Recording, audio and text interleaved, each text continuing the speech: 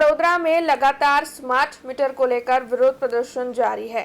तब अब आम जनता को समर्थन देते हुए सयाजीगंज विधानसभा के विधायक केयू रोकड़िया आगे आए हैं।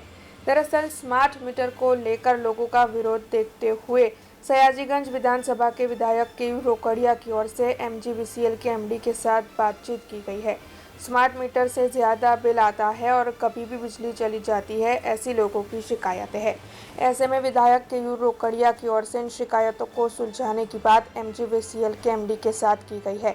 तो वहीं जब तक शिकायतें सुलझती नहीं है तब तक नए मीटर न लगाने की पेशकश भी उनकी ओर से की गई है।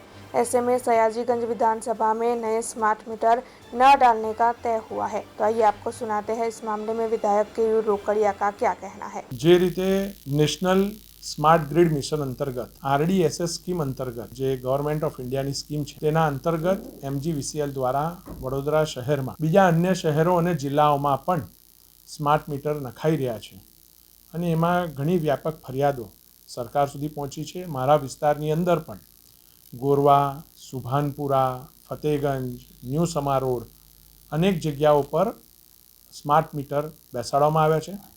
અચાનક જ 3-4 દિવસથી આ ફરિયાદો ખૂબ વધારે પ્રમાણમાં આવતા મેં CMOમાં પણ રજૂઆત કરી હતી અને ગઈકાલે અમારા જે MGVCLના MD છે તેજસભાઈ એમની જોડે પણ મારી વાત થઈ હતી।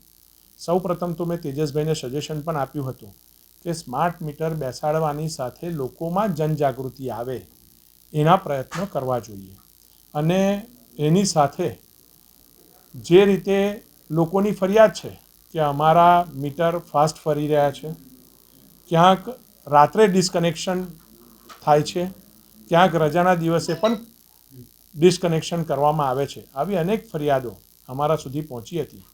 ગઈકાલે તેજસભાઈએ પણ આનો ખુલાસો પણ આપ્યો છે।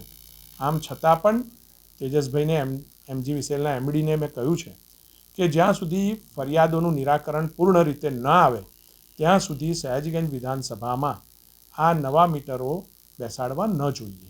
એ રીતે લોકોના પ્રશ્નોનું નિરાકરણ ઝડપથી આવે એના માટેના સરકારના પ્રયત્નો છે। સરકાર અને MGVCL દ્વારા એ આ વિષયને ધ્યાનમાં મૂકીને ઝડપી લોકોના પ્રશ્નોનું નિરાકરણ લાવવું જોઈએ અને ત્યાં સુધી નવા સ્માર્ટ મીટર ન બેસાડવા એવું એમને મને તેજસભાઈએ ખાતરી પણ આપી છે કે ત્યાં સુધી નવા સ્માર્ટ મીટર અમે રોકીશું। अब खबरों से लगातार अपडेट रहना हुआ आसान। BRG न्यूज आपके मोबाइल स्क्रीन पर आज ही BRG न्यूज की mobile app Google play store और ऐप स्टोर से डाउनलोड करें और खबरों से लगातार जुड़े रहें।